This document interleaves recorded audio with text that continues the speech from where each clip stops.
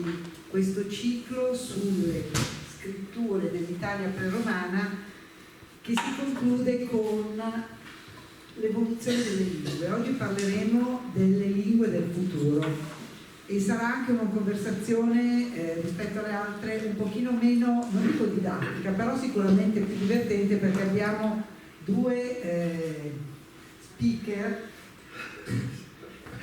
abbastanza, insomma, due ospiti particolari. Presento il professor Mario Avis, sociologo, professore di statistica e ricerche sociali all'Università IUM di Milano e membro del comitato scientifico della fondazione, anche sociologo televisivo perché lavora molto in televisione ed è sociologo in una trasmissione di successo appunto in televisione. Mentre Felice Accane insegna, presiede la società di cultura metodologica operativa e dirige la rivista Metodologia, ma soprattutto dal 1989 insegna teoria della comunicazione presso il settore tecnico della Federazione Italiana Gioco Calcio. Questo vuol dire coverciano e vuol dire tutti gli allenatori della nostra nazionale dall'89 sono stati istruiti su come comunicare da Felice Accane. Mario, lascio a te la parola, professor Mario Avis. Grazie Giovanna, grazie Presidente. Diciamo che questo è un incontro per me, penso anche per Felice, importante perché ci ritroviamo dopo tanto tempo, ma penso che sia anche interessante come conclusione di questo ciclo coordinato dal professor Sassatelli, nel senso che portiamo un'anomalia selvaggia in questa storia, no? Perché portiamo il rapporto con la lingua dal punto di vista di chi se ne è occupato sia in una visione sociologica sia in una visione strettamente linguistica, ma in una proiezione soprattutto futura. Per me, diciamo, prima di entrare nel merito, intanto ringrazio molto la Giovanna perché come sempre molto aperta e molto anche non è per niente calligrafica nelle cose che fa, e quindi anche inserire questo finale all'interno di un discorso e un complimento al professor Sassatelli che è stato che l'ha ideato su tutte le lingue preromane, analizzando in profondità con un approccio accademicamente molto, molto attento, per avere una visione un po' trasgressiva sul tema della lingua, dicendo sempre naturalmente la lingua, nella prospettiva che dal passato ci porta ad un futuro possibile, o teoricamente costruibile attraverso delle cose che poi vi racconteremo. Siamo molto informati, io Felice dicevo che è un piacere ritrovarsi dopo un po' di tempo, e qui entro subito in medias res perché noi ci siamo incontrati proprio che eravamo dei ragazzi, forse allievi di Silvio Ceccato, che qualcuno di forse voi conoscerà, che è stato quello che si è occupato della cibernetica, che allora si occupava in particolare di questa macchina chiamata Adamo II, no? Felice, che era anche quella una cosa interessante perché era una macchina che doveva, pensate, stiamo parlando di 30, 40, 50, anche di più, facciamo 1957 il progetto Euratom gestito dalla struttura di fisica dell'Università qui Milano, quindi già allora eravamo avanzati. C'erano anche relazioni che tu non ti ricordi col centro di fonologia della RAI, dove lavoravano gente come Stockhausen, per dirti. Qui ci ponevamo già allora il problema con quegli amici di una macchina che automaticamente, non so se chiamarla computer o comunque un sistema automatico che potesse tradurre automaticamente le lingue. Quindi il rapporto, partiamo per noi da un passato prossimo, ma siamo molto legati alla visione che è stata portata qui nelle conferenze degli altri incontri.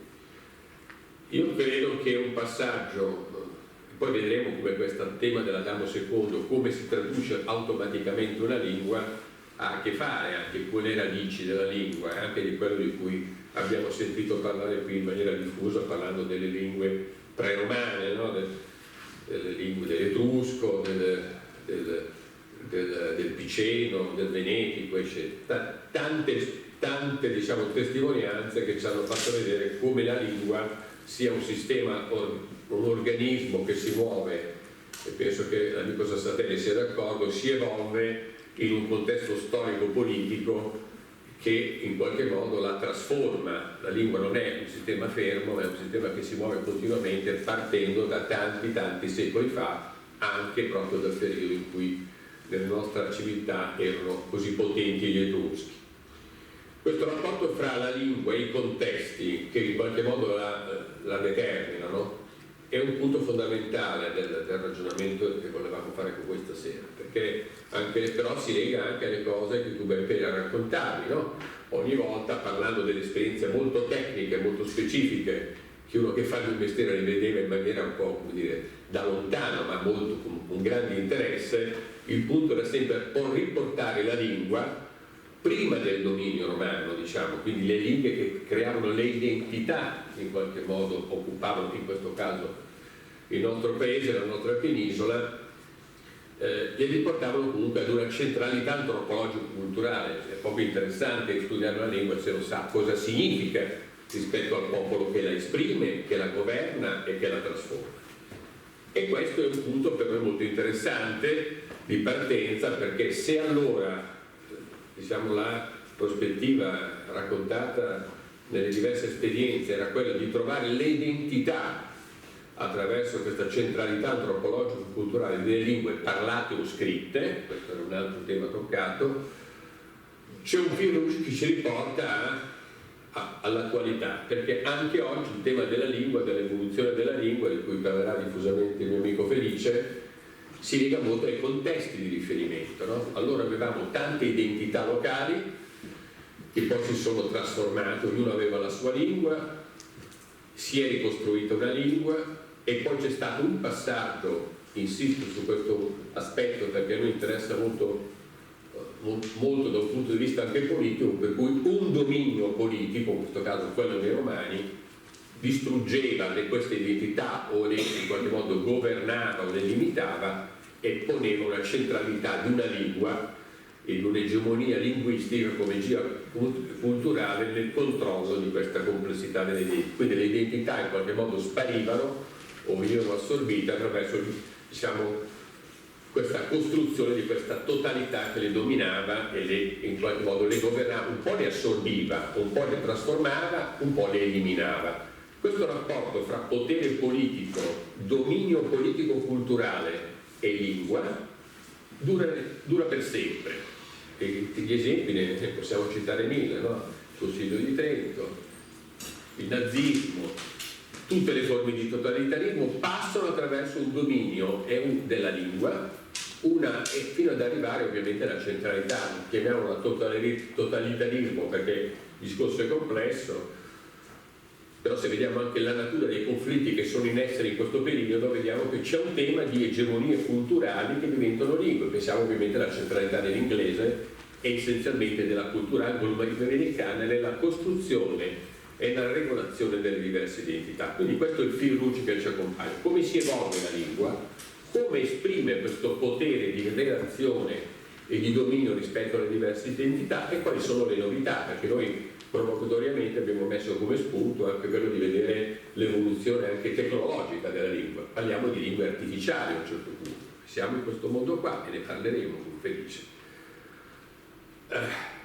C'è un grande passaggio rispetto al mondo da cui siamo partiti delle lingue pre-romane, delle lingue che abbiamo visto, delle lingue e dei linguaggi che abbiamo in qualche modo ricostruito. Allora si pensava, e questa cosa vale nel tempo a lungo, di identità multiple, di identità frammentate, di identità molto ben costituite in se stesse. Se noi dovessimo vedere questa funzione nello sviluppo dei tempi fino ad arrivare ai giorni nostri, vediamo che c'è una trasformazione fondamentale oggi. Perché quelle che erano le identità diverse, diversificate, caratterizzate, che erano nella nostra penisola, ma poi erano in Europa, erano anche in Oriente, in tutto il mondo. Oggi la grande novità che ci porta a fare anche questa conversazione un po' spinta dal punto di vista della lettura di quale sarà l'evoluzione della lingua, perché fino adesso abbiamo visto delle involuzioni della lingua che nelle diverse identità finivano per essere assorbite da un potere unificante e totalizzato. Beh, noi adesso non abbiamo tante identità che si esprimono, cioè ne abbiamo tante, però abbiamo un tema fondamentale che è la totalità del sistema planetario in cui viviamo.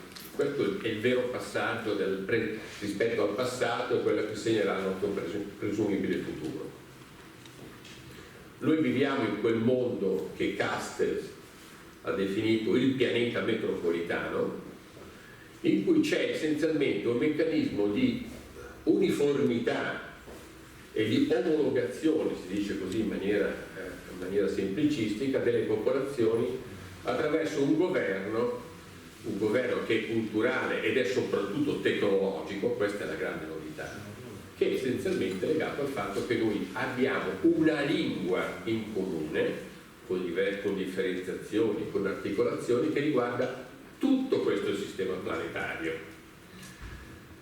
Questo è un punto di passaggio assolutamente fondamentale, perché spiega anche tutta una serie di transizioni delle lingue che, perdendo il loro valore identitario, oppure cercando di ricostruirlo in opposizione a questa lingua centrale, unificante e di controllo del pianeta metropolitano, cercano appunto di rappresentarsi da una parte integrandosi in questa, diciamo, lingua comune e universale e globale, come diceva prima il mio amico Sassatelli prima di venire qua, che io chiamo pianeta metropolitana perché è qualcosa di più della cosiddetta società globale, è proprio il pianeta inteso come sistema fisico, tecnologico, culturale ed etnico nella sua multiplicità, che si mette tutto insieme e parla tendenzialmente un'unica lingua. Questa unica lingua naturalmente è una lingua che fa dell'evoluzione della lingua stessa la sua ragione d'essere. È una lingua che ha una radice nell'egemonia, diciamo, anglo-americana, chiamiamola così, dell'inglese, che diventa un po' la lingua totalizzante. Dall'altra parte, e questa è la novità, diventa già una lingua artificiale, perché è una lingua che, come sapete, è fortemente correlata all'uso della tecnologia, di internet, della rete e di tutta la grammatica e la sintassi che questa combinazione genera. Questo è un punto fondamentale, perché vuol dire che essenzialmente noi abbiamo un sistema con diverse contraddizioni che noi adesso vedremo, in cui la globalità del controllo linguistico è essenzialmente generata da questa combinazione di due elementi: una fonte essenzialmente antropologica, che è l'inglese dal punto di vista generale, e il fatto che questa diciamo, dominanza si combina con una centralità che è soprattutto di carattere tecnologico. Questo ci porta ad usare delle lingue rispetto a quelle che abbiamo studiato nel passato, in cui l'elemento, diciamo, parlato, noi abbiamo sempre ragionato sul tema del parlato e del scritto, no? Uno dei fattori, diciamo, di ragionamento è stato questo.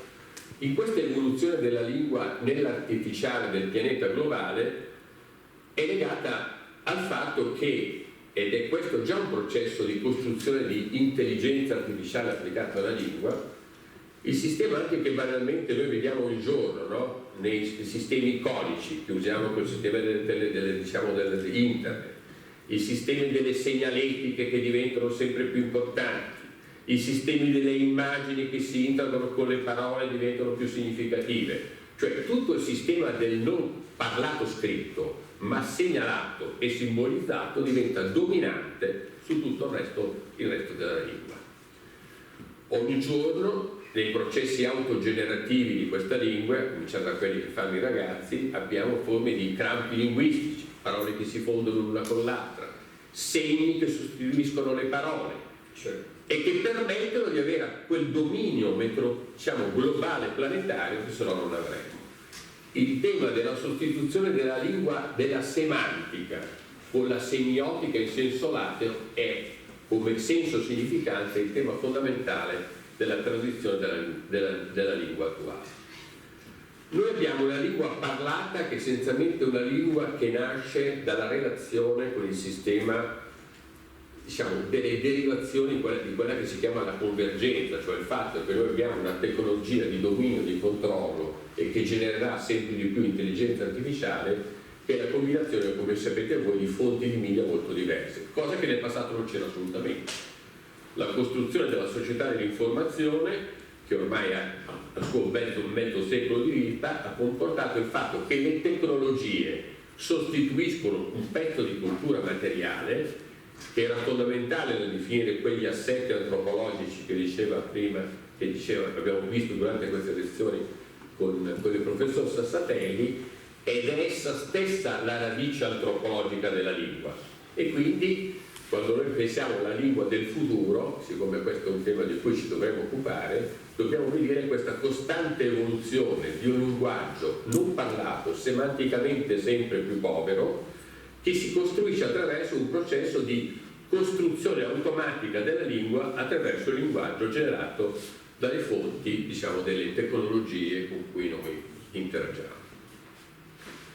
Questo è un processo di cambiamento radicale, perché vuol dire che la lingua già di per sé oggi diventa una lingua essenzialmente di costruzione artificiale, perché il processo, che vuol dire, è quello che ho già detto, ma vuol dire di più, che c'è un processo di generazione e di riproduzione della lingua all'interno del suo sistema artificiale, che noi, guardate bene, governiamo solo relativamente, perché il processo di riproduzione di lingue, di linguaggi nuovi, i giovani ne sanno tantissimo, basta entrare nell'ambiente della rete, negli ambienti dei social, vediamo che questo è un tema radicalmente di produzione artificiale, perché la costruzione e la ricostruzione di quelli che poi alla fine sono dei codici di significato, codici nel senso che vengono riconosciuti dalle diverse interlocuzioni, significa che da una parte tolgono un senso profondo agli elementi antropologico-culturali che fanno le identità, tanto per essere chiari. Dall'altra parte costruiscono una sorta di infinito di produzione linguistica da cui è difficile pensare di potersi poi in qualche modo interrompere. Quando si parla oggi tanto di intelligenza artificiale, sapete che è un designato assolutamente vacuo, l'intelligenza artificiale c'è un po' di tutto, però questo di fatto è già un processo di intelligenza artificiale, perché il meccanismo della lingua prescinde anche da una relazione generativa dell'assetto antropologico che la deve determinare. È un sistema di relazioni interpersonali che fanno i conti con un linguaggio generato e governato dalla tecnologia che in qualche modo si mette a sua disposizione. Questa che si chiama convergenza è il punto assolutamente fondamentale di trasformazione delle lingue. Scusa Mario, no, perché poi volevo far intervenire anche... Quasi finito. No, ma volevo farti una domanda, interrompo... Mi stai interrompendo. Sto interrompendo, ma mi vuoi dire che allora ritorniamo ai geroglifici?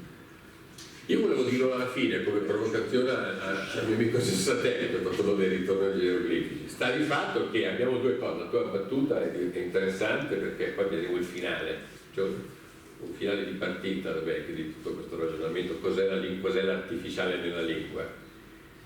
Però alla fine se noi abbiamo questa forza dei sistemi segnaletici e simbolici che superano, pervadono e sostituiscono, tanto per essere chiaro, abbiamo ma si vede anche nella vita di tutti i giorni, abbiamo una progressione di impoverimento delle parole.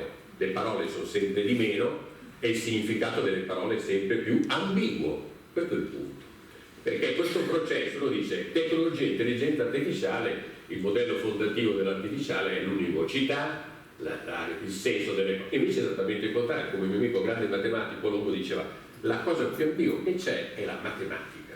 E noi stiamo andando verso una società molto legata all'intelligenza artificiale nella lingua, produrrà sempre più forme simboliche, forse arriveremo ai geroglifici, se non altro avremo una questione di eleganza nelle riproduzioni toniche, toglieremo valore alla semantica, le parole si ridurranno e diventeranno essenzialmente più ambigue. Attenzione, vediamo qualche numero per capire quello che ci sta succedendo. La società di cui parlavano i tuoi ospiti, il mondo, il pianeta, in cui avvenivano queste identità, ognuna con la sua lingua, che adesso non ci sono più, ma poi vedremo quale potrà l'esito anche un po' giallo di questo sistema, era un mondo che valevano spannometricamente come dimensioni demografiche, chi dice 150.000, che dice 500.000 di persone, il pianeta 500.000 di persone. Già il fatto che i dati, io insisto e Giovanna lo sa, che dobbiamo sempre in queste cose di lettura del passato vedere i dati materiali della struttura sociale per capire il senso di quello che parliamo, qui è addirittura esplosivo.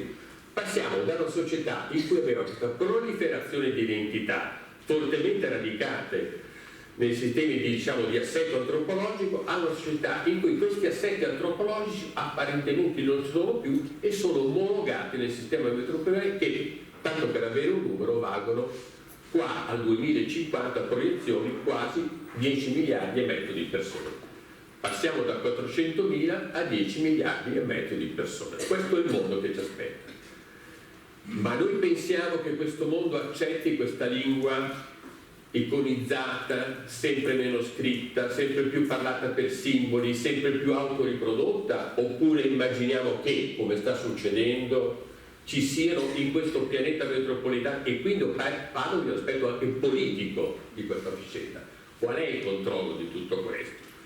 Io so per certo che a fronte di questo totalitarismo linguistico, unicamente fondato dalla connessione fra la rete e l'inglese, e la cultura linguistica anglo-americana, chiamiamola di più, ci sta sprigionando nelle periferie, che non sono periferie, nelle tante centralità del pianeta, una forte attenzione alle proprie identità linguistiche, che sono oppositive e volutamente non comunicative con la lingua globale che viene in qualche modo definita.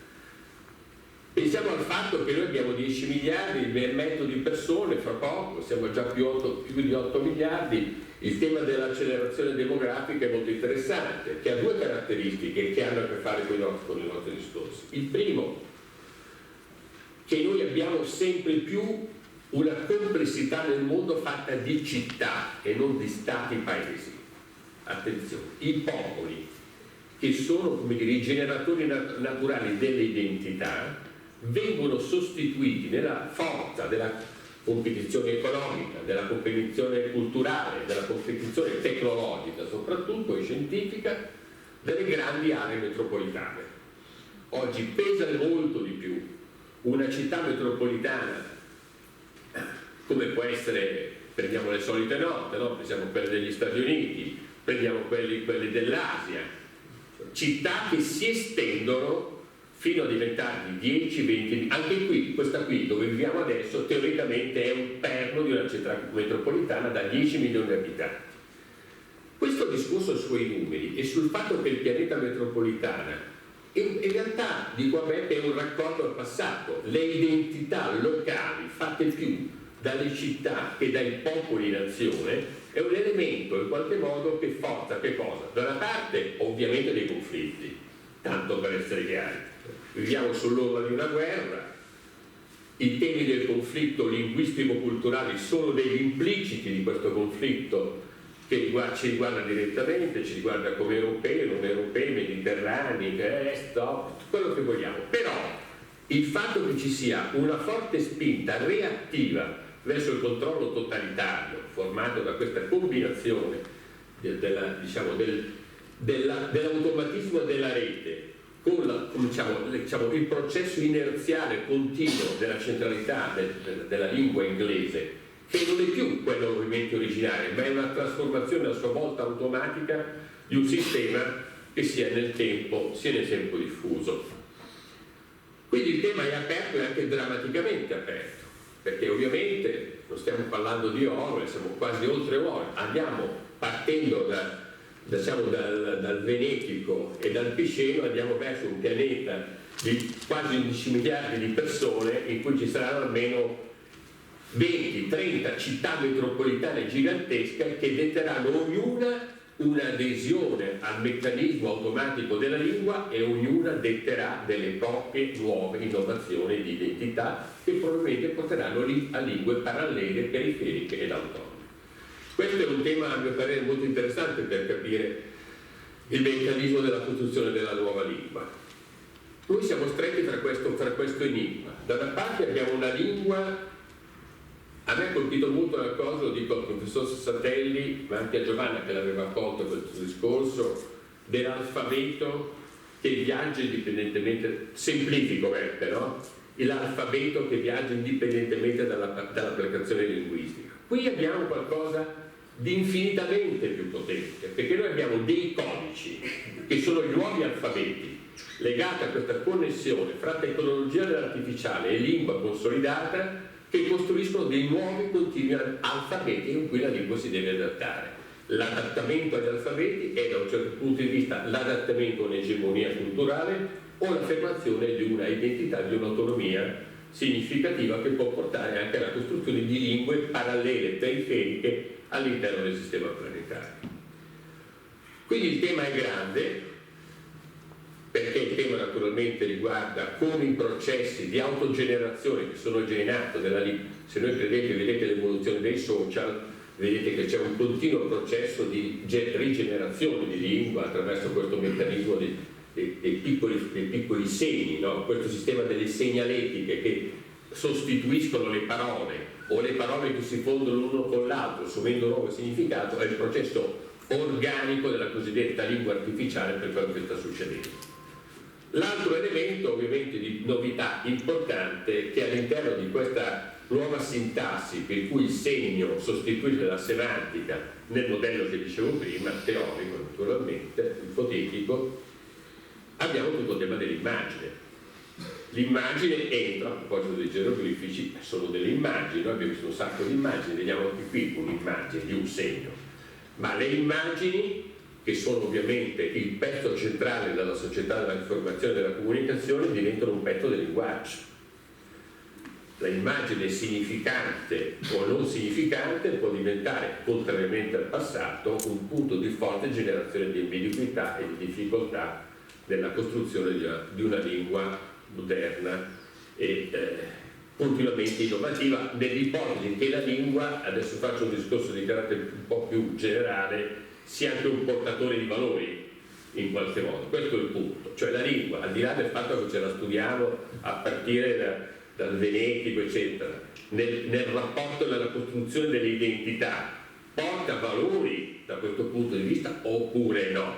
Questa è la questione essenzialmente fondamentale del futuro della lingua, perché altrimenti noi dovremmo immaginarci un sistema veramente, qui siamo alla Orwell, in cui è un governo generale totalizzante, segreto, perché chi genera queste lingue, gli input delle lingue, perché poi si innescono nei processi apparentemente spontanei ma non lo sono, che sono quelli della rete, del social, delle interazioni personali. Quindi oggi noi ci occuperemo, poi avremo modo di ragionare con Crisci sul tema di come costruire una nuova lingua rispetto a tutto questo, una lingua creativa, portatore di valori, che rifletta e ricostruisca l'identità. Però ci troviamo di fronte a questo scenario un po' nichilista in questo momento, che pone la questione che forse nelle conversazioni non è stata toccata se non come grande implicito, che parlare di linguaggio significa anche parlare di pensiero, cioè come si trasforma con questo sistema in evoluzione legato al pianeta metropolitano, al governo della convergenza e al linguaggio che si sta in qualche modo automatizzando attraverso un processo progressivo di adattamento di intelligenza artificiale, come tutto questo può essere in qualche modo governato e trasformato per capire come si trasformano le strutture delle architetture mentali. Questo è il punto. Non è che il linguaggio esprima un bene, questo è un vecchio tema nostro, cioè la mente, come si forma. Il linguaggio è una derivata di assetti, di pensiero, di mente, sono cose su cui abbiamo studiato tanto, ma è anche vero il contrario, che certi tipi di linguaggio, a cominciare da questi, trasformano le strutture mentali e le forme, diciamo, di governo del pensiero a cui noi ci siamo abituati. Il fatto che questo sistema sia così profondamente grande per i numeri, coinvolga così tante persone e generi una natura anche di antagonismo fra la natura di intelligenza artificiale, che è la natura del linguaggio naturale attuale, e ciò che si può opporre come consapevolezza mentale rispetto a tutto questo.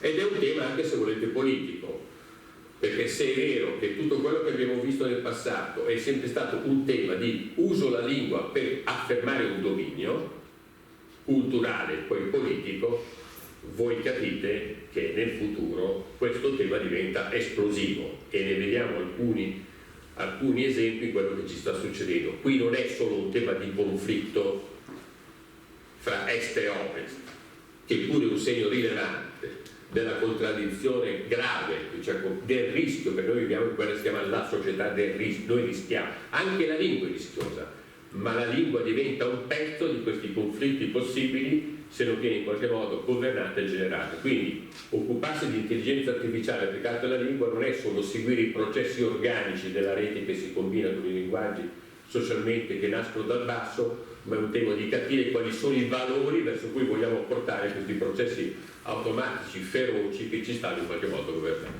Vi ringrazio e sento felice cosa ne pensa. Grazie a tutti. Vorrei partire, ti spiazzo, dal titolo di uno dei tuoi ultimi libri, Le illusioni del progresso linguistico. Partire da questo fatto, perché per cui stiamo progredendo da un punto di vista della lingua, veramente stiamo ritornando alla lingua dei segni. Ti dirò, c'entri immediatamente quello che può essere una mia premessa doverosa. Quando si parla di lingua e rivoluzione, va bene, cominciamo a definire entrambi i termini di cui si parla. Allora, se parlo di evoluzione non parlo sicuramente di qualche cambiamento che mira a buon fine o nei confronti di uno scopo. Non è che evolvendo intendo il fatto che si migliori. Qui il termine evoluzione lo intendo semplicemente nel senso di cambiamento.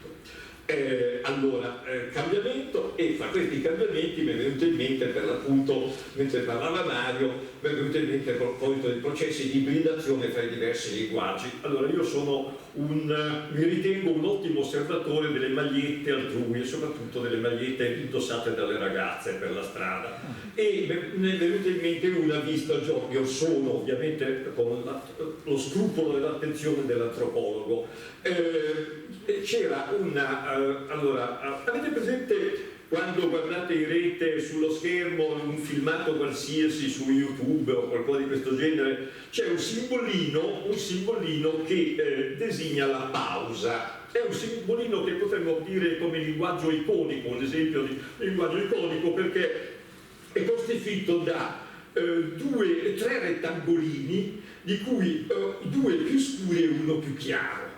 Dal punto di vista iconico, in fin dei conti funziona, perché una pausa, in fin dei conti, è un'interruzione di una continuità. C'è un elemento di discrezione, quindi per certi versi diciamo che può ricordare per l'appunto la funzione della pausa, dell'interruzione. Benissimo, la maglietta che ho visto l'altro giorno indossata nel porto di Genova essenzialmente era costituita da una bella maglietta bianca in cui c'era la parola pa da una parte, iniziava sulla sinistra la parola pa, dopodiché finiva con la parola sa, e in mezzo c'era il simbolino per l'appunto degli nostri schermi di computer. E come dovevo naturalmente completare la lettura, visto che io ero chiamato praticamente, come avrebbe detto un linguista tedesco di molti anni fa, a completare il senso di ciò che vedevo. Ovviamente era pausa la comunicazione che mi si voleva fare, ma si è fatto al posto della U, ecco fatto che il processo di ibridazione fra codici completamente diversi era già bello avvenuto, e in fin dei conti, per quanto io sia piuttosto inetto, per quanto sia piuttosto ormai rimbecillito e arretrato rispetto all'uso delle tecnologie, ci ho messo un pochettino, diciamo che ci ho messo 10 secondi di troppo, ma poi sono arrivato a decrittare finalmente la comunicazione. Siamo per l'appunto a bagnomaria in questo tipo di processi. Dicevo definire i termini della questione, non solo dire cosa intendo quando parlo di evoluzione, ma anche quando parlo di lingua. Allora, perché una lingua essenzialmente quando e come la si costituisce, mi sono chiesto più volte. Innanzitutto quando si pone un rapporto semantico fra 2 oggetti.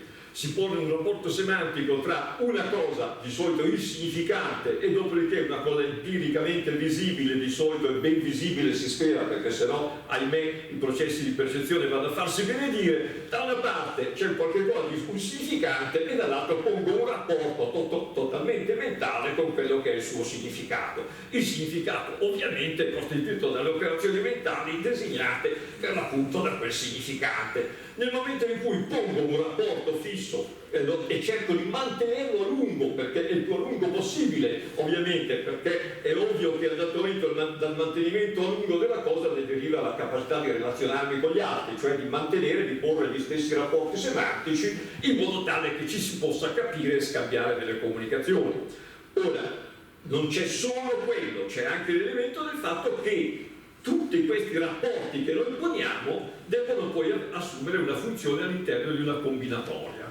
I linguaggi sono essenzialmente l'esito di una grande, enorme combinatoria. Certo, si va dalle 300 parole che vengono costituite nel linguaggio dei ipotetici e mitici mandarini cinesi fino alle 600.000 parole dell'Oxford, oppure alle 9.000 parole non l'avrei mai detto, del dizionario canadese dei segni dei sordomuti, perché siamo arrivati a 9.000 parole soltanto di quello. Quindi cioè il processo in fin dei conti di evoluzione per l'appunto delle lingue è un processo che essenzialmente è un processo, direi, inarrestabile, anarcoide, come ha fatto notare in fin dei conti Mario prima, cioè nel senso che ciascuno di noi ne è responsabile e nessuno di noi in fin dei conti può essere sufficientemente responsabile da fargliene una colpa.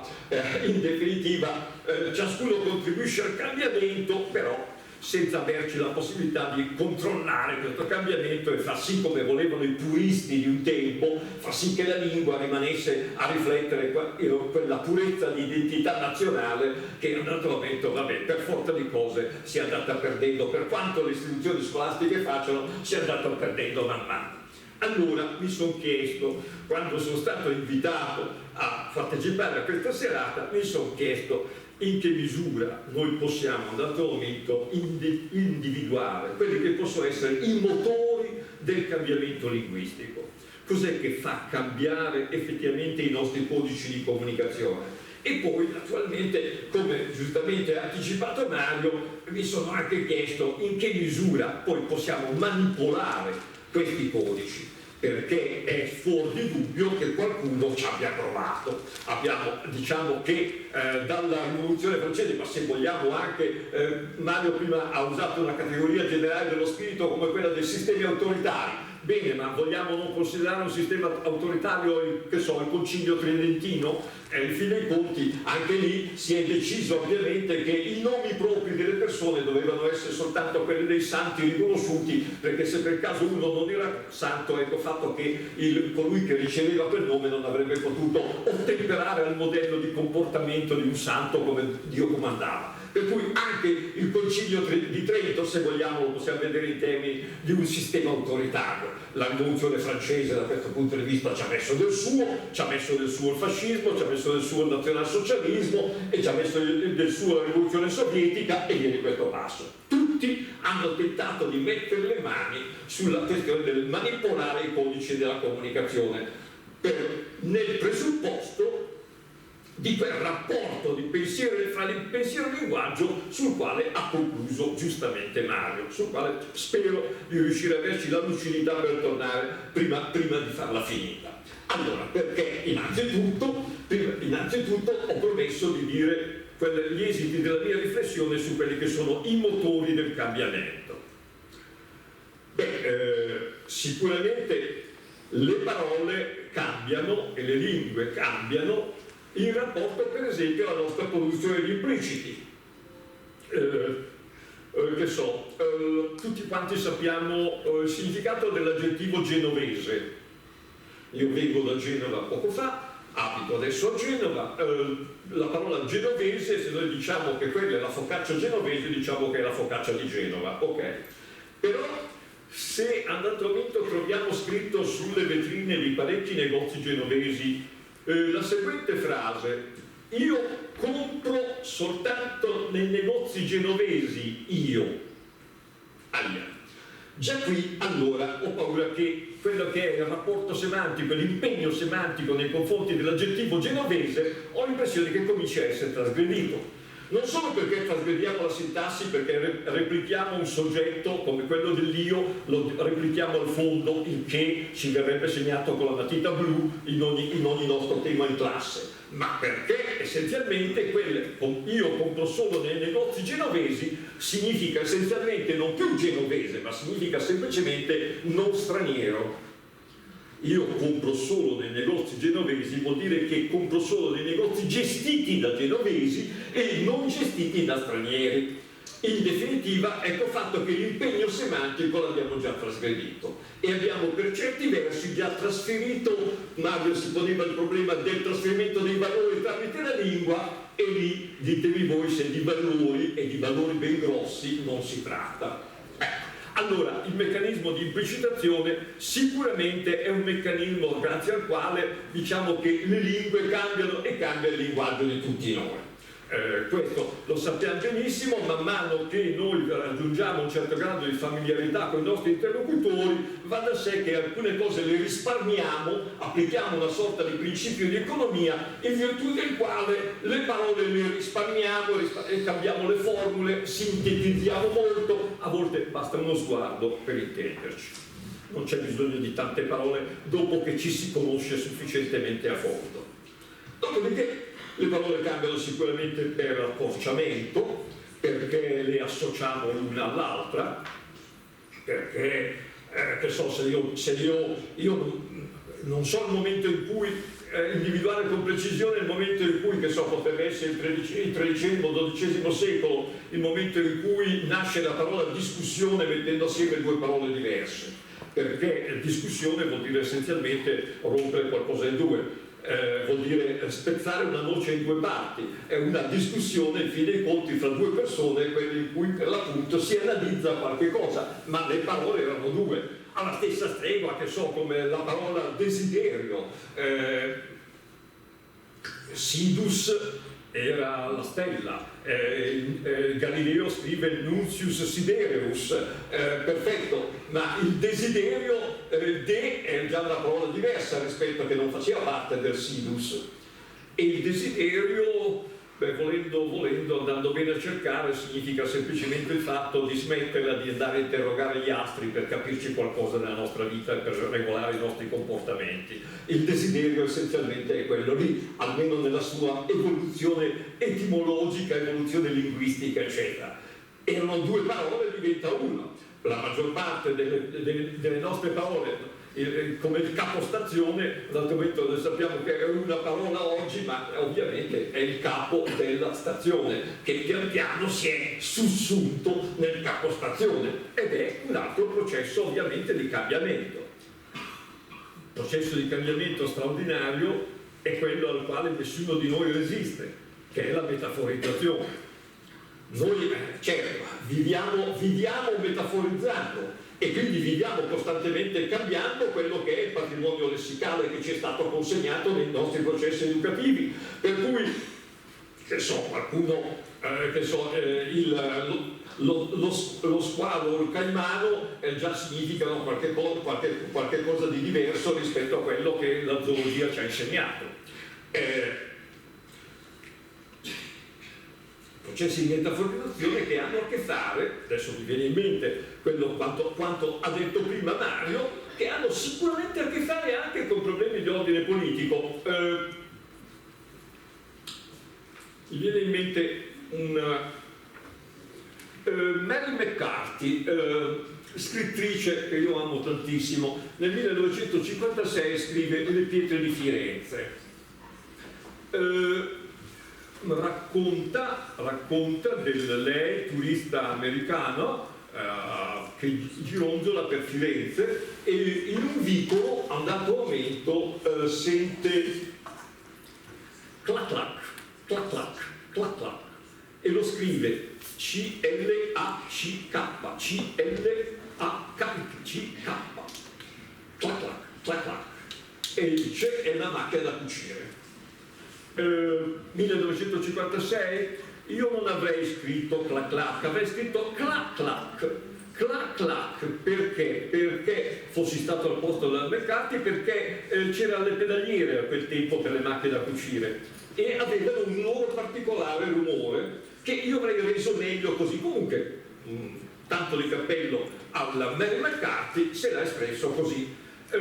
Purtroppo, qualche anno dopo, un altro editore prende lo stesso libro, Le pietre di Firenze, e lo ritraduce. E ahimè, in quella seconda traduzione la McCarthy non sente più clac clac, sente clop clop, aia, sente clop clop. E già qui essenzialmente non ci siamo già più. Diciamo che dobbiamo come minimo aspettare una terza edizione che puntualmente arriva. Una decina d'anni dopo un altro editore prende Le pietre di Firenze e lo ritraduce, e la McCarthy nel Vicolo fiorentino sente zig-zag, zig-zag, zig-zag. Certo, la tecnologia è cambiata perché nel frattempo le macchine da cucire sono diventate elettriche. Però mi viene un problema.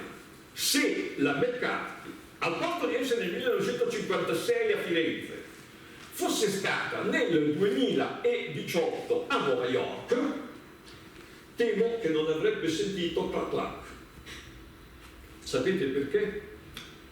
Mi informa un amico che ho, un antropologo da campo in Nuova York, mi informa che nel gergo del giovanilistico dei maschietti newyorkesi clac clac sarebbe il rumore tipico che fanno le natiche delle fanciulle in amore. Ahimè, devo dire che non ho mai potuto verificare questa informazione scientifica, ve la do così com'è, però ciò non toglie che mi fa venire in mente che il potere censorio dato momento di quello che sarebbe stato avrebbe impedito completamente alla McCarthy di esprimersi in quel modo. Quindi è ovvio che sulle evoluzioni linguistiche pesino, gravino dannatamente quelle che possono essere le imposizioni moralistico-politiche, chiamatele come vi pare, comunque di un sistema che le trascende e che in qualche maniera ha un potere su di quello. Quindi diciamo che i processi di metaforizzazione sono processi che devono in qualche modo essere tenuti sotto controllo, ma sono inarrestabili, come già diceva Quintiliano nelle istituzioni oratorie, perché noi tutti esseri umani essenzialmente amiamo le novità, e nel momento in cui amiamo le novità ovviamente cerchiamo di accalappiare la relazione con l'altro in nome per l'appunto di aver buttato lì una parola completamente nuova, un senso totalmente nuovo alle parole vecchie. Ecco, in questo ovviamente nel momento in cui abbiamo successo quegli altri, che i nostri interlocutori compiono le medesime operazioni mentali che facciamo noi, ovviamente protraiamo in avanti quella metafora e la spostiamo di un po', la spostiamo un attimo verso il futuro, mentre nel momento in cui nessuno fa le stesse nostre operazioni mentali che abbiamo fatto noi, non ci segue nell'analogia, ecco fatto che allora la metafora è destinata in qualche maniera ad andare persa nella pattumiera della storia linguistica. Chissà quante ne abbiamo perse, però per l'appunto altre le abbiamo guadagnate fino al punto in cui diventano praticamente letteralità, perché come raccontavo prima per la nostra presidentessa, che so, il 99% di noi ovviamente sarebbe totalmente disposto a dire che queste qui sono disegnate come le gambe della sedia, ma se a un dato momento arrivasse una persona che non facesse parte del 99%, quell'1% che ha sbarcato questa mattina da Timbuktu, essenzialmente potrebbe anche essere in difficoltà a chiamare gambe della sedia queste qua, perché la metafora noi siamo abituati a farla fino al punto in cui non le consideriamo più metafore, le consideriamo parole proprie, verbalizzazioni, designazioni assolutamente proprie del nostro costrutto mondano. Perché no? Qualcuno che non fa parte della nostra cultura, qualcuno che non fa parte del nostro contesto, invece si può trovare in soverchie difficoltà. Ora, il problema che ha posto Avis al fondo è un problema ovviamente cruciale. Questi cambiamenti, possiamo pensare a delle entità, a delle istituzioni, a delle persone addirittura che riescano a governarle per volgerli a proprio vantaggio, noi allora vittime totalmente di quello che è, di questo sarebbe questo sistema. Già Friedrich Schiller, e siamo agli inizi, i primi anni dell'Ottocento, aveva detto che secondo lui era impensabile riuscire a distinguere il pensiero da un linguaggio. Ora, vedete, sono stati fatti tantissimi tentativi di organizzare per l'appunto una lingua ideale. Ancora oggi si parla in qualche maniera di una lingua ausiliaria internazionale che potrebbe venire in aiuto, per esempio, nelle comunicazioni scientifiche di questo passo, e ancora oggi qualcheduno, in fin dei conti, coltiva e accarezza volentieri l'idea di riuscire ad inventarla. Tutto un libro bellissimo, meraviglioso di Umberto Eco, dedicato alla lingua perfetta, è stata dedicata alla ricostruzione di tutti i tentativi che sono stati fatti nel corso di almeno un millennio per riuscire a realizzare una lingua che possa sostituire le diverse identità nazionali.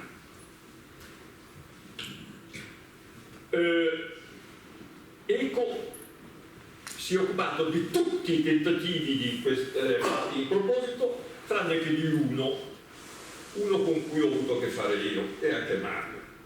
Perché quando nel fine degli anni 60 Silvio Ceccato fece uno curioso esperimento in questa città, andando a proporsi come una sorta di coadiuvante di maestro elementare in alcune scuole, nelle scuole di via Chiesa Rossa, per essere esatti, dove propose un esperimento straordinario, che era quello di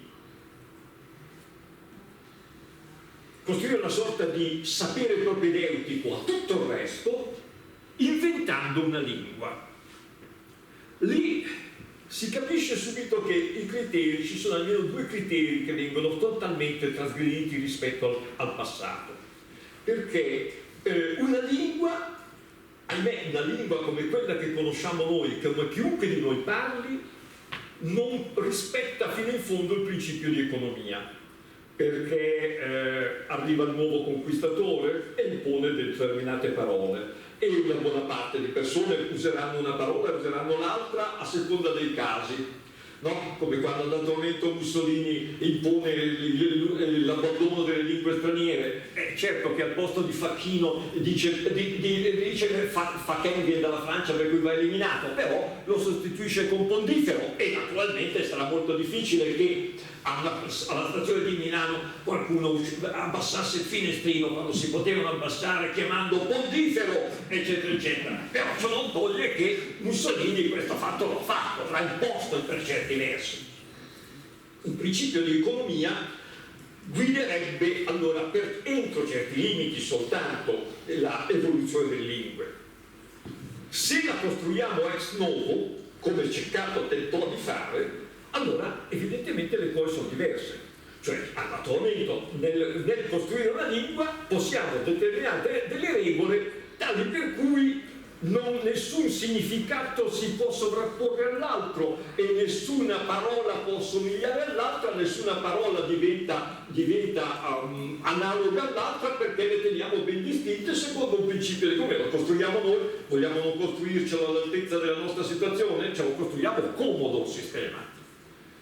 Però partendo da un'altra constatazione, dicevo, Eco nel suo libro si dimentica un particolare, che tutte le lingue che lui ha analizzato e tutti i tentativi di lingua artificiale che ha analizzato e che sono stati destinati al fallimento, compreso quello dell'Esperanto di Zamenhof, tanto che siamo alla fine dell'Ottocento per esempio, no? Sono stati tutti quanti informati ad un unico criterio metodologico, quello di partire dai significanti, quindi dagli elementi linguistici espressi, empirici, partire dai significanti per poi dopodiché costruire i significati.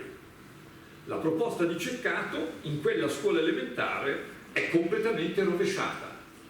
Possiamo costruire una lingua che rispetti i principi dell'economia? Sì, se non partiamo dai significati, non parliamo dalle forme delle linguistiche, ma partiamo dai significati. Partiamo innanzitutto da ciò che ci serve significare. Di quante E abbiamo bisogno? Di quanti rapporti abbiamo bisogno da porre fra le diverse cose? La E, la O, l'anche, oppure, che so, abbiamo bisogno di un singolare e di un plurale? O sarebbe meglio, per esempio, è molto più comodo per noi averci come i greci aggiungerci un duale? Oppure come i turchi aggiungerci un quattruale?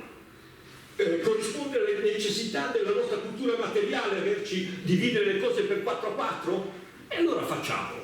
Ma se non c'è nessuna esigenza di ordine materiale, chi ce lo fa fare? Perché dovremmo averci questo ciarpame linguistico in più? Eliminiamolo in nome di un criterio di economia. Il progetto di Ceccato ovviamente rimase totalmente sulla carta, venne pubblicato nel 1971 sulla rivista Pensiero, Linguaggio in Operazioni, che rappresentava quello che era forse l'ultimo tentativo di applicativo dell'ambito degli studi di Ceccato sui rapporti fra linguaggio e pensiero. La teoria di Ceccato era una teoria della mente sostanzialmente, anche quando dal momento cercava di costruire l'Adamo II nel 1956, che venne presentato qui al Salone dell'Automazione alla Fiera Campionaria, anche quando costruiva quel modellino essenzialmente tendeva a mostrarlo come un modellino che rappresentasse le categorie mentali fondamentali degli esseri umani. Quindi diciamo che qualsiasi progetto di ordine cibernetico, come quelli anche della traduzione automatica, miravano essenzialmente a disegnare, individuare un modello dell'attività mentale che venisse designato per l'appunto dall'espressione linguistica. Ecco, questo tipo di, ovviamente, di tentativo praticamente non se ne è più parlato, credo che se l'ebbe dimenticato perfino Ceccato, perché non gli ha mai dato una grande evidenza, però ciò non toglie che a mio avviso rimane indicativo di una riflessione metodologica di fondo. Possiamo costruire una lingua? In definitiva sì, però probabilmente avrebbe maggiore probabilità di successo se rovesciassimo letteralmente quello che era stata l'impostazione che l'umanità studiosa ha dato al problema per secoli e secoli. Dicevo, questo tipo di problema impatta direttamente con quello che è il governo dei processi linguistici, ovviamente, e quello che è la loro storia. Perché credo che non ci sia momento della storia umana in cui qualche imperatore, qualche re, qualche governatore, qualcheduno essenzialmente non abbia provato a governare il fenomeno. Certo, c'è anche il problema dei nuovi costituiti, c'è il problema dei battesimi anche, e nei battesimi tutti quanti abbiamo un certo tipo di responsabilità, perché ogni tanto qualche parola nuova arriva fra di noi. La Marsina, mi viene in mente la Marsina. Oggi per noi il termine Marsina significa qualcosa nell'ambito, che so, probabilmente in nessuna vetrina oggi si pubblicita una Marsina, ma fino a qualche anno fa magari sì. E la Marsina deriva è un oggetto totalmente nuovo, almeno fino al 1650, perché fino al momento in cui un certo Jean de Marsin, che faceva il comandante delle truppe spagnole nelle Fiandre, essenzialmente si presenta a una cerimonia con un abito con le falde sufficientemente stretto e andamento da incuriosire e da far sì che qualcuno, ecco fatto, te lo battezzasse col suo cognome, più o meno come, che so, come la ghigliottina.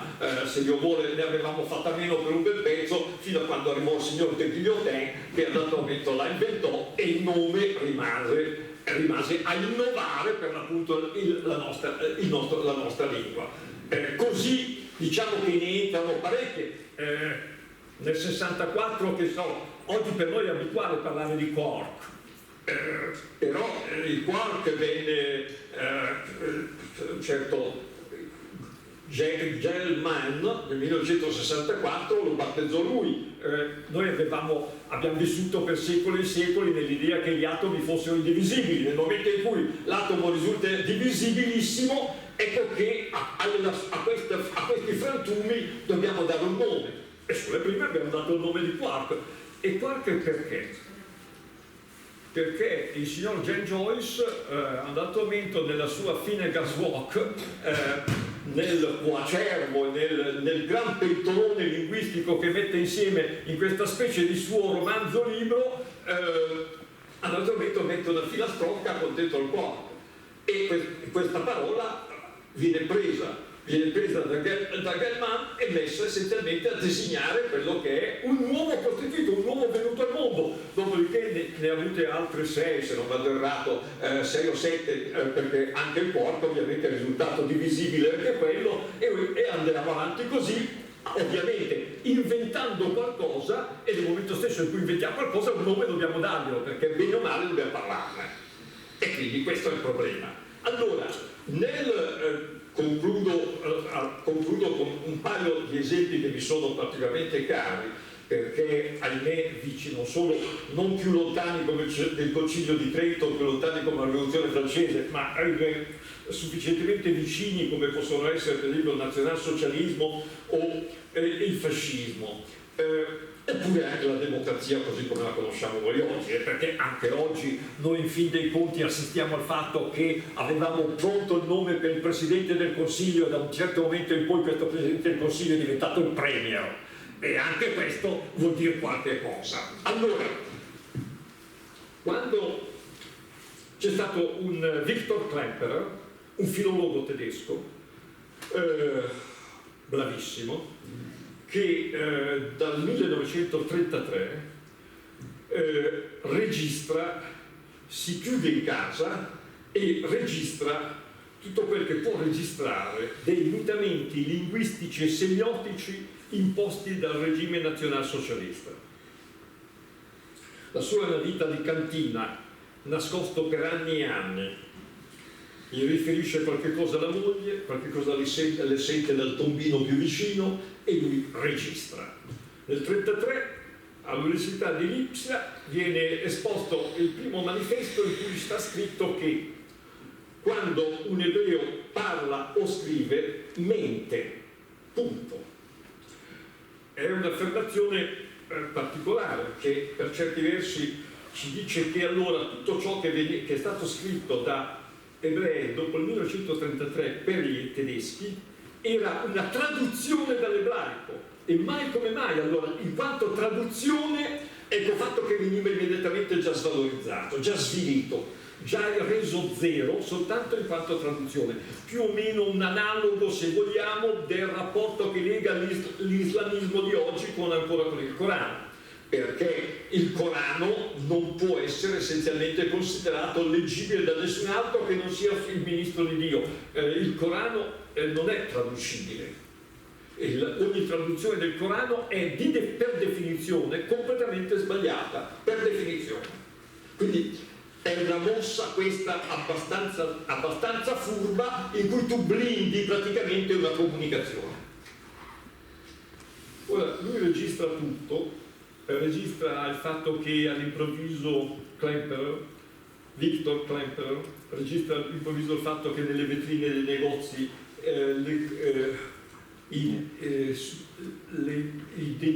sui dentifrici sia stata messa una piccola svastica, che sui palloni su cui giocano i bambini per strada sia stata impressa una piccola svastica. Registra l'arrivo straordinario del prefisso ent, che è essenzialmente un equivalente del de, no? Del nostro de, un qualche cosa cioè che mira al cambiamento. Registra tutta una serie di morfemi e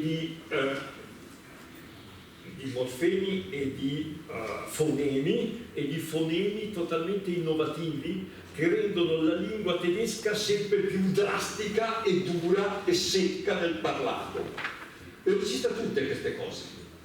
E a un certo momento deve per forza ragionare su quello che è il dramma di ciascuno di noi di fronte a una cosa di questo genere, che è il problema relativo al fascismo, il problema relativo anche all'imperio dei mass media di oggi, se vogliamo, all'imperio della neolingua, no? Orwelliana, già Orwell ovviamente si era posto questo tipo di problema, ed è la domanda relativa al fatto se effettivamente il linguaggio può condizionare il pensiero. È la tesi cosiddetta del relativismo linguistico, è quella per l'appunto che per certi versi viene già approvata, veniva già approvata da Schiller quando appunto affermava che non sono separabili i due livelli tra il linguaggio e il pensiero. Edward Serpio e Benjamin Lee Wolf, il maestro era Serpio, un linguista, antropologo, siamo agli inizi del Novecento, formula questa tesi e sostiene che essenzialmente il linguaggio può modificare il pensiero. Naturalmente la tesi in teoria è completamente sbagliata, cioè in teoria, in fin dei conti, tutti noi possiamo pensare qualche cosa, se Dio vuole, nei processi di comunicazione non squilla ancora quel campanello che avvisa uno del fatto che ha capito che l'altro gli sta raccontando balle. No, se lo tiene per sé. Abbiamo ancora una privatezza che in qualche maniera ci salva. Il pensiero è nostro ed è ancora qualcosa di privato, di completamente privato. Pertanto, come tale, in teoria potremmo dire che ce la capiamo. In teoria però, perché sono tanti, ahimè, i casi in cui sparendo le parole, sparendo i designanti, sparendo i significati, dopo un po' spariscono anche i significati. Ce ne vuole, cioè è un po' la scommessa di Fahrenheit, quando a un dato momento la cultura autoritaria di Fahrenheit decide che come riusciamo ad addomesticare il popolo, togliendogli i libri, bruciamo tutti i libri, bruciando i libri, bruciamo i significati, bruciamo i mezzi della trasmissione della cultura, ed ecco fatto che avremo di fronte a noi essenzialmente un popolo sufficientemente sottomesso e volentieri sottomesso. In fin dei conti sono tutte le soluzioni utilizzate che so da Zamiatin nel romanzo Noi, che parla dell'Unione Sovietica, laddove viene abolito il soggetto io e viene adottato un noi che essenzialmente deve prendere il posto, e quel noi significa qualcosa in termini per l'appunto di consapevolezza sociale e di possibilità di opposizione o meno. Faccio parte di una cultura, è come se diventassi una formicina, diciamo, nel linguaggio antropomorfico italiano nostro. Allora, in effetti, diciamo che se le cose poi alla lunga vanno così, se a un dato momento mancando determinati tipi di parole, a un altro momento viene a mancare anche le nostre esigenze di riferirsi a determinati contenuti, ahimè, diciamo che poco ottimismo possiamo covare. D'altra parte, siamo in un paese in cui già 40 anni fa circa una nota casa editrice che faceva parte di un gruppo importante di questa città mandò una circolare in cui stava scritto per tutti i redattori che da oggi in avanti i congiuntivi sono aboliti.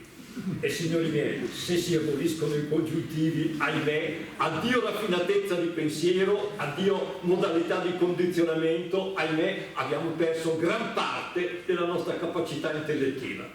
Grazie signor.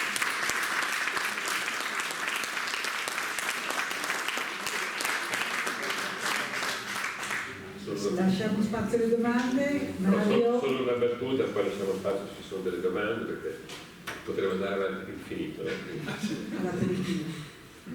No, volevo fare rispetto al discorso con queste origini, questo tema dell'artificiale toccato da Ceccato, ma anche da Umberto Eco, queste cose su cui abbiamo lavorato.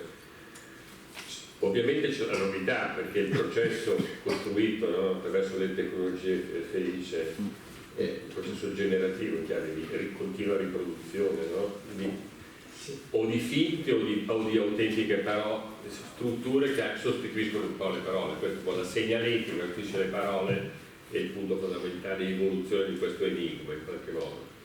E poi volevo riflettere solo su un passaggio che hai detto tu, che ho detto in maniera discutita, che sono i crampi linguistici, cioè il fatto che sicuramente questa è una tendenza in generale in tutte le lingue, al di là di quella totalitaria e quella parziale, che si tende sempre più a stringere le parole una con l'altra, a compenetrarle, dando un significato, e questo è un tema di economia del tempo, perché bisogna usare sempre meno tempo per la comunicazione della parola. Questi sono un po' gli esiti finali un po' apocalittici di quelli che tu in qualche modo sottendevi.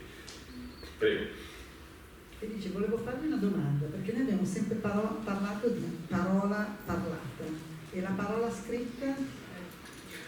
La parola scritta è un codice con qualche pretesa di corrispondenza. Il problema fondamentale è la percezione che abbiamo tutti noi del fatto che la parola parlata è sicuramente molto più ricca rispetto a quello che è la parola scritta. La parola scritta basta che ragioniamo un attimo su quello che è la funzione delle punteggiature e ci rendiamo conto di quanto una virgola possa non rendere affatto il nostro pensiero nel momento in cui, per esempio, decidiamo di fare una leggera pausa tra una parola e l'altra. Il codice della lingua scritta è un codice che è più impoverito rispetto a quello parlato, non a caso, che so, se a un dato momento dobbiamo comunicarci qualcosa di particolarmente affettivo in linea di massima, lo scritto risulta abbastanza difficoltoso. Certo, io mi ricordo perfettamente la notte in cui ho pianto come a dirotto leggendo un capitolo del Dottor Fausto di Thomas Mann. Però Thomas Mann è Thomas Mann, cioè è veramente bravo e quindi riuscire a farmi piangere a dirotto con una cosa scritta non è del tutto facile, mentre è molto più facile se andatamento ho il mio interlocutore di fronte, se posso andatamento decodificarne quelli che sono tutti i codici e i sottocodici che in qualche maniera mi comunicano. Però la mia domanda era anche molto rivolta al fatto del nuovo modo di scrivere. Sai che adesso c'è questa moda del chat, il GTP e tutto il resto, cioè di queste nuove lingue che vengono utilizzate, per cui ormai fai la domanda a questo mega computer e lui ti scrive la tesi. Io senti, ho ricevuto recentemente un messaggio costituito da 8 faccine e ho dovuto porre da mia figlia per chiederle che diavolo volesse dire, perché io ero rimasto a 2 faccine, a un codice costituito da 2 faccine. Da una parte c'era una sorta di 2 occhi e una sorta di bocca che sta in questo senso e dall'altra parte una bocca dall'altro senso. Su quello fino a lì ci arrivavo bene o male alla decrittazione. Dopodiché l'anno scorso mia moglie gli hanno rubato il telefono e allora ho visto mentre lo stava reimpostando e ho visto queste faccine che cominciavano a moltiplicarsi. Gli ho detto scusa un attimo, me le lasci contare? Erano 88 soltanto di faccine. E ora, d'accordo che i nostri muscoli facciali riescono a descrivere una quantità di emozioni straordinarie, però la coincidenza e la corrispondenza tra le faccine e questi nostri sentimenti, queste nostre emozioni, oltretutto dandogli anche un nome, se non vi spiace mi sfuggono abbondantemente. Per cui non abbiamo una connessione tra il parlato e la faccina a questo punto, tra la parola parlata e la faccina. Guarda, l'esempio che ho fatto sulla maglietta in fin dei conti ci dice che riusciamo ad ibridare qualsiasi cosa.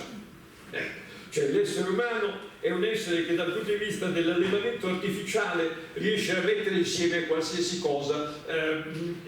Buona parte del mondo animale e del mondo vegetale riesce ancora ad esentarsi da questo tipo di contaminazione. Noi sul piano linguistico non rifiutiamo nulla e d'altra parte per l'appunto siamo anche nettamente subissati di questa pressione, perché l'osservazione che faceva Mario riguardo dei tempi, delle durate di osservazione è estremamente importante. Ad ogni invenzione tecnologica, ecco, ha corrisposto un'accelerazione nel cambiamento dei codici. Cioè, pensate un attimo a quella che è stata, che so, Gutenberg 1470, giù di lì, l'invenzione del carattere mobile a stampa, che peraltro erano già stati inventati in Cina 2000 anni prima, ma diciamo che per la nostra cultura conta Gutenberg in avanti. E allora le forme di comunicazione sono cambiate nettamente, perché già per il semplice fatto che il libro è una cosa molto più addomesticabile, molto più diffusibile che quanto prima. Il libro prima se lo poteva permettere qualcuno che poteva incaricare un monaco scrivano di scriverlo, ma prima no. Dopodiché aggiungiamo il fatto che i caratteri mobili a stampa vengono utilizzati per i giornali, nascono i giornali quotidiani, ed ecco fatto un'altra forte pressione per il cambiamento. Nasce il telegrafo, nasce il telefono, nasce la radio, nasce il computer, nasce il telefono cellulare, nasce lo smartphone. Ad ognuno di queste innovazioni effettivamente accelera il cambiamento e accelera i processi di ibridazione linguistica. Io ho chiamato Crampi perché vuol dire, nel senso di questa sintesi finale, che essenzialmente vuol dire, rispondendo alla tua domanda, l'abbreviazione dei tempi, con tutte le connessioni che hanno con la questione del pensiero. Lasciamo Beppe, hai qualche... No. Mi fermo un attimo, sento cosa dicono, mi sento pubblico, voglio sentire prima cosa dice i miei colleghi di pubblico. Qualche curiosità, qualche domanda su Coverciano, sugli allenatori? Qualcosa su Coverciano, su come trasferisce queste cose agli allenatori? No, ma gli allenatori, allora vi racconto, perché uno dice, beh, quello insegna agli allenatori, come minimo sta producendo una quantità di idioti veramente non poco conto. Allora, il problema qual è? Vi racconto un piccolo episodio. Alcuni anni or sono uno degli allenatori fa una tesi di laurea, perché devono laurearsi con una tesi, e questa tesi si intitola esattamente Un modello cibernetico della partita di football. Ok, perfetto, una buona tesi, non ottima, che una partita di calcio la si possa vedere come un modello cibernetico, cos'è? Un modello di retroazioni, eccetera, eccetera, di controllo e comunicazione, sicuramente, quindi corrisponde alla definizione classica di Wiener della cibernetica come scienza del controllo e della comunicazione negli animali e nella macchina, quindi va benissimo, il calcio ci sta, e come? Perfetto. Discute la tesi, poi dopodiché viene allontanato come qualsiasi circostanza di questo tipo, e la commissione discute e dà la votazione e poi viene richiamato. Perfetto, non è un 110 lode perché prima aveva fatto qualche errorruccio da qualche parte, però è un bel voto, e diciamo che la bocca del nostro candidato si rivolge con gli angoli verso l'alto. Perfetto. Abbracci e baci e tanti salutos. No, perché arriva alla porta e dice, posso, scusate, fuori ormai la commissione, posso chiedervi un favore? E dico, prego, tutti quanti ci alziamo. Dice, scusate, è possibile che non venga pubblicato in alcun modo la mia tesi da questo? Ma di solito noi di solito le migliori le pubblichiamo, però nel suo caso non abbiamo alcun impegno a riguardo, e dico, ma perché? Lei non desidera che venga pubblicata? Scusate, ma se per caso nel mio ambiente si sapesse che io uso la parola cibernetica mi prenderebbero in giro per tutto il resto della vita. C'è il potere censorio del gruppo e del gruppo sociale è un potere censorio enorme. Guai a chi usa una parola che non faccia parte essenzialmente della greppia. Guai, se uno usa una parola appena fuori, immediatamente viene stigmatizzato e le possibilità di discriminazione sono infinite. Guai a lui. Molto meglio essenzialmente assecondare, per l'appunto rendersi conforme a quello che sono i codici linguistici in uso. C'è una domanda? Voleva... ecco. Sì, una domanda, mi collego al calcio. L'ultima convocazione è stata convocato un giocatore argentino, diciamo, ha suscitato un po' scandalo all'intervista post partita, che non sapeva una parola di italiano. E Però la mi collego anche all'esame che hanno fatto passare il calciatore Suarez alla Juventus che voleva ingaggiarlo, che gli ha fatto passare un esame truffa, come se sapeva benissimo l'italiano, manco lui sapeva. Non è la prima volta. Sì. Non è la prima volta che rappresentano i colori italiani delle persone che non sanno una parola di italiano. Abbiamo anche vinto un mondiale nel 2006, se non vado errato, con un artificio di questo genere. Non è la prima volta, però le regole relative, effettivamente, tutti quei processi di cui parlava l'amico Abis, in fin dei conti, descrivono una situazione di questo genere. Il calcio vale come qualsiasi altro contesto sociale. Ma la lingua non era questa la mia domanda, scusate. Questo era un torneo calcistico. Leggevo che fra 2 secoli ci saranno solo 3 lingue che si useranno nel mondo. Sarà l'inglese, lo spagnolo e il cinese, sparirà anche il francese.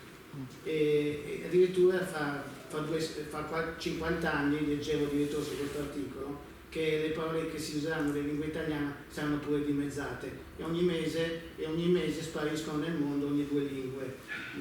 Sono già sparite 7.000 sulle 15.000. Volevo sapere cosa ne pensate. Sul dimezzamento e l'accorciamento delle parole, lei tenga presente, caro Valsecchi, che nella maggior parte del mondo tutte le parole che designano essenzialmente organi sessuali maschili e femminili tendono ad accorciarsi perché sono per lo più le più usate, principio di economia fondamentale. Posso dire anche una cosa? No, diciamo che il tema anche di questo ragionamento è che forse andiamo verso qualcosa per cui lo spagnolo, sono delle 3 lingue, anche perché dal punto di vista demografico sono le più diffuse, no? Negli Stati Uniti lo spagnolo è quello più parlato dell'inglese, soprattutto in certe città. Il tema fondamentale è che andiamo forse, questa cosa un po' superata un po' da quello che abbiamo detto, andiamo verso una fusione ulteriore attraverso questo tema delle lingue che si intersecano l'uno con l'altro, abolendo il significato, come diceva Felice. Questo è il punto fondamentale, no? Che noi man mano che espandiamo il sistema, perché poi non abbiamo parlato bene del sistema tecnologico del governo, cioè il fatto che abbiamo un meccanismo già in atto attraverso tutta la rete e tutte le derivate della convergenza, per cui costruiamo continuamente pezzi di lingua che è sempre più povera. Questo è il passaggio fondamentale. In realtà noi espandiamo questo linguaggio simile al parlato, nel senso che dice perché è più pregnante, basta pensare all'uso dei social, in cui c'è un sacco di parole nuove, molto spesso inventate, intersecate con immagini, e si espande l'area. Il problema è che si impoverisce il significato di tutto questo e andiamo verso delle fusioni.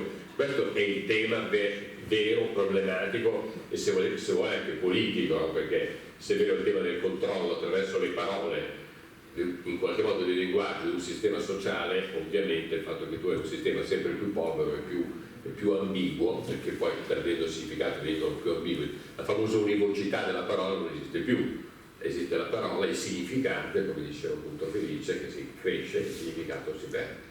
Quindi addirittura forse queste 3 lingue non saranno così, se ci saranno. Sì, grazie. Vorrei sapere che ne pensa nell'ambito appunto della fusione della lingua, che ne pensa delle sigle costruite sugli acronimi, che non è una novità, perché ne abbiamo già in poligrafi di età romana. È un'utilità, del resto potremmo anche costruire una frase solo per acronimi. Se l'avessi sentita. Gli acronimi, l'uso degli acronimi. L'uso degli acronimi. E con gli acronimi puoi costruire una... L'acronimizzazione è una delle tecniche fondamentali per far dimenticare il significato delle cose.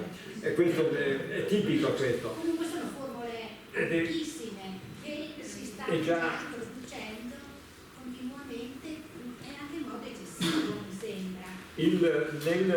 Lei si ricorda il 1984 di Orwell, no? C'è il Ministero della Cultura che essenzialmente mira a cancellare determinati tipi di parole e a sostituire alcuni gruppi di parole con per l'appunto degli acronimi, perché laddove qualche cosa diventa acronimo essenzialmente perde il suo rapporto col significato. È un processo anche quello chiamiamolo potremmo dire marxianamente di alienazione linguistica, ecco, un processo di questo genere. se lo pensa applicato ai musei ormai non si capisce più niente, MAN, CNIC, cioè è tutto una sigla e alla fine si perde completamente l'identità del museo, completamente, adesso la si usa tantissimo e alla fine non si riesce a identificare quello che la parola vuol dire sicuramente. Ci vuole un dizionario delle sigle.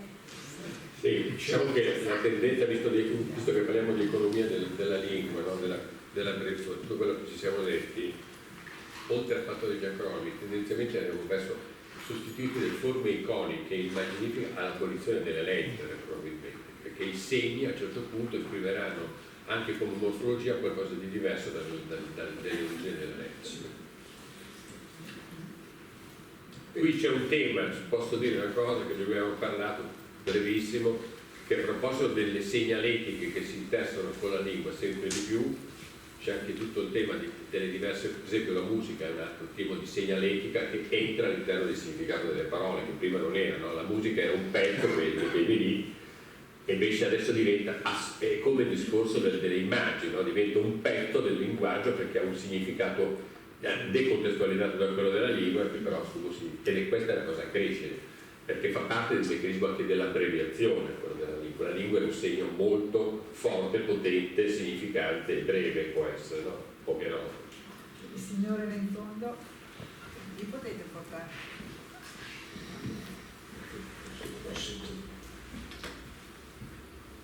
Io come la dottoressa ho qualche problema sul significato, sui geroglifici, nel senso che se mettiamo le icone poi vanno parlate e a maggior ragione se usiamo l'intelligenza artificiale non possiamo che impoverire, perché l'ontologia non è e quindi l'uso dell'intelligenza artificiale per sviluppare il linguaggio significa la condanna a morte modestamente, è la condanna a morte dello sviluppo del linguaggio. Non possiamo che replicare male o con interpretazioni più o meno soggettive qualcosa che esiste già. Invece sviluppare significa inventare, arricchire, cosa che l'intelligenza artificiale di suo non potrà fare. Va bene, assolutamente siamo nel tema, perché quello che chiamiamo la riproduzione automatica, la rigenerazione continua dall'intelligenza delle parole, molto spesso, citava Giovanna prima, un esempio molto usato adesso sì, non è proprio intelligente, è un sistema esperto applicato, per cui come si chiamava quella cosa?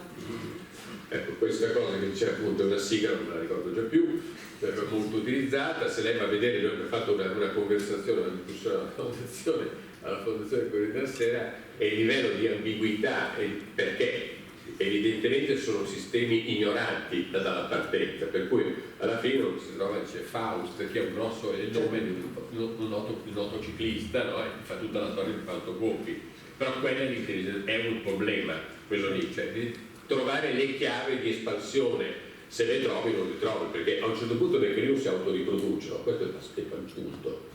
Se noi partiamo da un meccanismo falsificante, quello che diceva all'inizio, è chiaro, amplifichiamo la falsificazione, questo è tremenda come cosa. Non inventa. Sì, poi lasciamo perdere il tema dell'invenzione, della creatività, ci porterebbe lontano. Però anche la chat è controllata. Anche il linguaggio del computer artificiale di questa nuova chat è comunque controllata, perché ci hanno spiegato, e la cosa mi ha molto sorpreso, che in India ci sono ragazzi, che la nuova schiavitù la chiamano, che stanno le ore a controllare tutto quello che viene immesso e tolgono determinate parole che non vogliono che siano scritte, terrorismo, tutto quello che c'è sulle diversity, eccetera, per cui anche questa parola, questo nuovo modo di scrivere, ed è importante che i ragazzi che lo utilizzano appunto adesso per fare le tesi eccetera lo sappiano, ha un grosso controllo centrale, perché comunque sono 3 società competitor che stanno cercando di sviluppare questo linguaggio, sbagliando tra l'altro intelligenza artificiale. Io sono un medico e è impossibile riprodurre il sistema mnemonico di scrittura, il sistema dell'intelligenza, per cui lo si chiama intelligenza artificiale, ma in realtà è una macchina che cosa fa? Che con un calcolo matematico ti trova nel mondo, e tra l'altro è arretrata perché è ferma al 2021, per cui se mettete oggi, non c'eravamo ancora nel 2021, una parola o un nome che non esisteva nel 2021, questa macchina non è in grado di decodificarvelo, per cui che cosa va? Va nel web, nel mondo, cerca le parole e vede la probabilità per cui a Giovanna quante volte c'è la probabilità che venga associato poi Forlanelli di fianco. Per cui è solo un calcolo combinatorio, non è un'intelligenza che elabora un linguaggio, ma mette insieme, calcola la probabilità che ha quella parola e così fa per la terza e la quarta e alla fine ti mette quello che fa è che si autoalimenta, per cui più persone la utilizzano, più diventa performa, diciamo così, fa una performance maggiore, però comunque è sempre una performance meccanicistica di calcolo di probabilità. Non c'è mai quella che è sbagliato dire è l'intelligenza, perché l'intelligenza di cervello non c'è, è solo una questione meccanica e matematica, calcolatoria e combinatoria. Posso aggiungere questo, che quando si lavorava al Centro di Cibernetica e di Attività Linguistiche qui a Milano, nel progetto di Ceccato, si parlava di traduzione automatica, ma con un senso completamente diverso a quella che poi è stata realizzata. Oggi tutti noi utilizziamo i traduttori qualsiasi automatici su Google, eccetera. Questi sono tutti basati, come diceva la dottoressa adesso, sul piano strettamente di logiche statistiche e di calcolo delle probabilità. Il progetto di Ceccato su cui si lavorava e su cui ho lavorato anch'io nel 64 e nel 65 era basato su un'idea completamente diversa, cioè di occuparsi di traduzione automatica, ma cercando di eseguire, di individuare le stesse operazioni mentali umane per averci un'idea di come opera l'essere umano in occasione delle traduzioni, perché questo non avrebbe risposto sicuramente alle esigenze dell'economia, però avrebbe risposto molto di più all'esigenza della conoscenza di se stesso, alla consapevolezza del proprio operare mentale, che sarebbe un vantaggio di non poco conto. Erano due strade completamente opposte, l'una essenzialmente di interesse teorico straordinario, ma di interesse teorico umano straordinario, e l'altro era l'interesse economico. Ovviamente nessuno di noi ha dei dubbi su quale strada è stata seguita, è ovvio che l'interesse economico ha prevalso radicalmente. Sì. Non posso. No, cioè, guarda, ti faccio concludere con l'ultima domanda prima il Prima che signor io perdo Nicola. il freno. No, che perda soprattutto il... Due parole rispetto a quell'esempio sull'eliminazione dei congiuntivi. Mi viene in mente che io sarei più fiducioso invece rispetto alle male sorti dei linguaggi umani, perché per esempio la sparizione delle lingue, sì, in Amazzonia, in Nuova Guinea ne spariscono a iosa perché parlate da 2 persone, 3, 10, 5, 1. In Tamil, lingua non europea dravidica, l'India del Sud, sono circa 60 milioni di persone, non è il congiuntivo, poi faccio un altro esempio, c'è una ridondanza di gerundi, andò, pensò, diede e fece, andando, pensando, dando, facendo. Credo che questa sia una cosa talmente radicata che nonostante il Tamil sia anche impregnato di inglese, per esempio il conto, fanno 123 rupie, roba thank sir, molte grazie signora, un po' thank sir.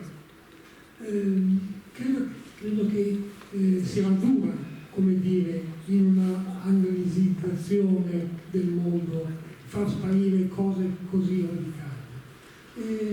Altra cosa mi viene in mente, non so se avete notato, faccio un esempio da nulla, ma vi ricordate Servire il Pollo? È un gruppuscolo marxista-leninista di 50 anni fa. Si sposavano tra di loro e cose del genere e non riuscivano ciascuno costoro a fare un intervento senza ogni volta dire e il governo paraia del contadino.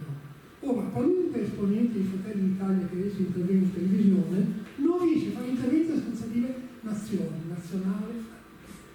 io non credo che questo uso imponga una vera diffusione delle idee di quei tipi di contenuti sulla nazione.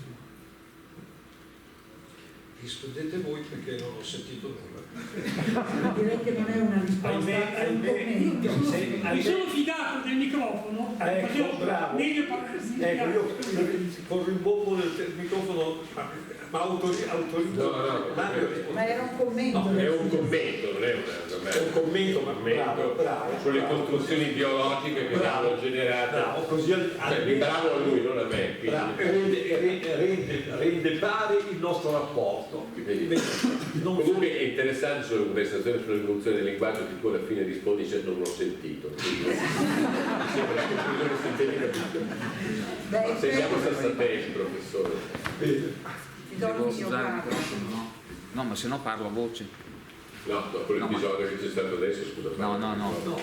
Vediamo se ribomba uguale. No. Chiudiamo Sì. il ciclo delle conferenze. No, io intanto mi sento obbligato a intervenire semplicemente per dire che sono molto contento di essere venuto. Sai, Giovanna, avevo un po' di difficoltà perché ho imparato moltissimo, mi sono molto divertito e questo secondo me con i tempi che corrono è abbastanza raro.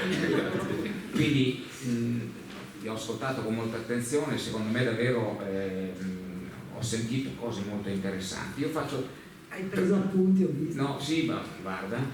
Allora, intanto una piccola cosa che naturalmente risale alle cose che conosco un po' meglio: la lingua, strumento di potere, verissimo, basta guardare il famoso Arco della Vittoria di Bolzano, dove c'è questa scritta che è tremenda, quando dice qui abbiamo messo le insegne, poi dice ceteros ex colimus, dove ceteros ex colimus è terribile, e dice tre cose, mi sembra: lingua, artibus e legibus, quindi la lingua è il primo strumento che...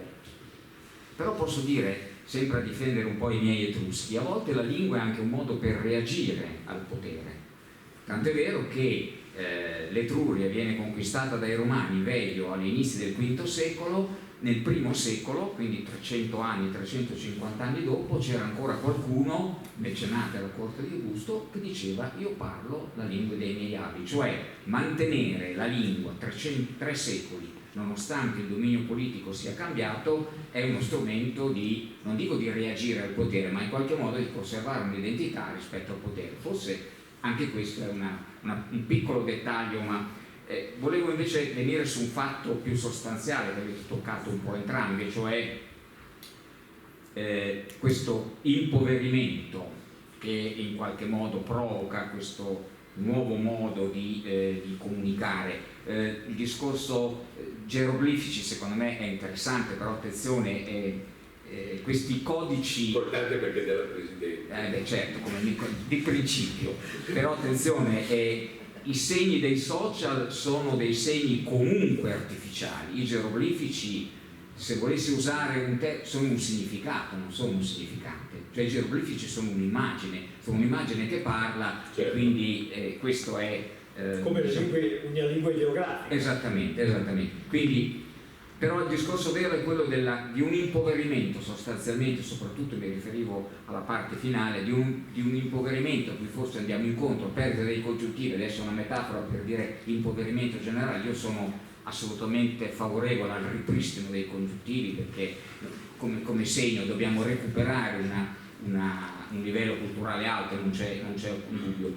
Un impoverimento rispetto a un ampliamento della comunicazione, cioè la comunicazione è più generalizzata, più ampia, però è più impoverita rispetto a quello che accade. Allora io credo che secondo me rispetto agli impoverimenti io mi sentirei di reagire, soprattutto questa cosa detta alla fine che il linguaggio possa modificare il pensiero. Io spero davvero che non sia così, perché sennò siamo finiti. Soprattutto spariscono molti significanti, perché molte parole spariscono, ma spero che i significati rimangano almeno nella testa di qualcuno che poi li riprende. Quindi io ho una speranza nella ripresa, virgolette, del congiuntivo. Ma al di là di questo anche la mia non è una domanda, è un'osservazione. Sono veramente impressionato da questa evoluzione del modo di comunicare che va comunque verso un impoverimento dei significati, non c'è dubbio, però ha il grande vantaggio di raggiungere molte più persone, di allargare, di semplificare. Bisognerebbe trovare un giusto equilibrio tra questi due elementi, attenuare un po' l'uno e magari rafforzare un po' l'altro. Perdonate la banalità, ma sono un archeologo e come diceva il mio professore, noi archeologi siamo degli sterratori, quindi...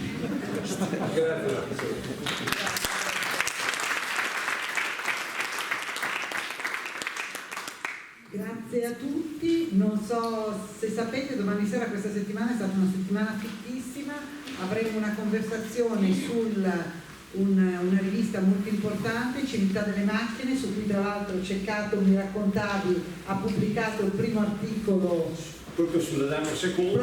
Civiltà delle Macchine è una delle riviste storiche dirette dall'ingegnere Leonardo Sinisgalli, che fu uno dei pionieri della tecnologia e degli studi in Italia. E che ha legato l'immagine oltre che grande poeta, oltre che un grande poeta, che viene spesso dimenticato come tale. Quest'anno sono i 70 anni della fondazione della rivista, che ha avuto tutte le volte una copertina fatta da grandi artisti italiani, per cui una grande connessione tra quella che è l'arte e la tecnologia, e che continua adesso, sponsorizzata e non è in vendita la rivista, è molto bella, fatta molto bene, con grandi interventi, ed è sponsorizzata dalla Leonardo, che è l'industria aerospaziale italiana. Grazie a tutti e buona serata a tutti.